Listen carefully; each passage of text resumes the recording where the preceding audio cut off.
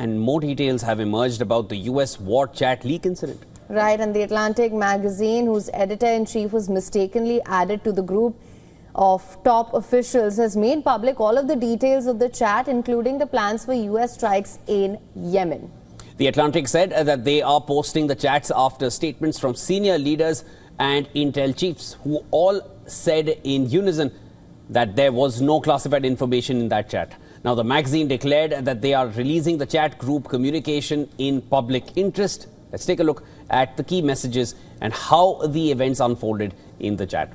Now, there are several messages exchanged in the group, during which time the Atlantic editor-in-chief was already added to the chat. He was seeing all of this as it was being posted. As is visible from the screenshots of the chat, there are 19 members in the group. Jeffrey Goldberg was added by NSA Mike Waltz. The setting of the group can be seen as disappearing messages. Time was set for 1 week, and then we see the first message by Waltz after Goldberg was added to the group. Now, the message says that the group has been established to coordinate on the Houthis for the next 72 hours. Now, this is where things get interesting. After a chat on other administrative issues and political messaging, there is a text from US Defense Secretary Pete Hegseth. The timing is 11:44 a.m. Eastern Time. Hegseth sends a long message of what the strike plan is going to be. Take note of the timing here. The text is sent out 2 hours before the first strike on the Houthis happened and 31 minutes before the first US warplanes were launched. The text reads, "Weather is favorable." Hegseth confirms the mission is a go. Then the text says that at 12:15 Eastern Time, the F-18s launch. At 1:45 Eastern Time, that is afternoon local time, the F-18 carries out its first strike.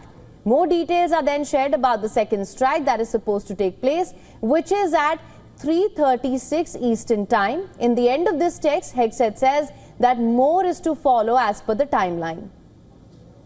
The US Defense Secretary ends the message with "Godspeed to our warriors." To remind our viewers of the details of the alleged intel leak, on Monday, editor-in-chief of The Atlantic magazine published an article about how he was added to a chat group on messenger app Signal.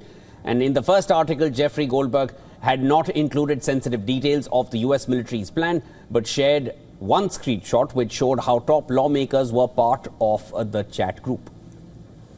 National Security Advisor Mike Waltz has taken responsibility of the incident and said that agencies are investigating the matter. However, questions are being raised by congressional lawmakers during the ongoing Intelligence Committee meetings that have overlapped with this intel lapse. Senators in the House of Representatives have grilled heads of intelligence agencies over the unprecedented lapse. The US President, on his part, has said that information shared on messenger application Signal was not classified and that there was no need for Waltz to apologize.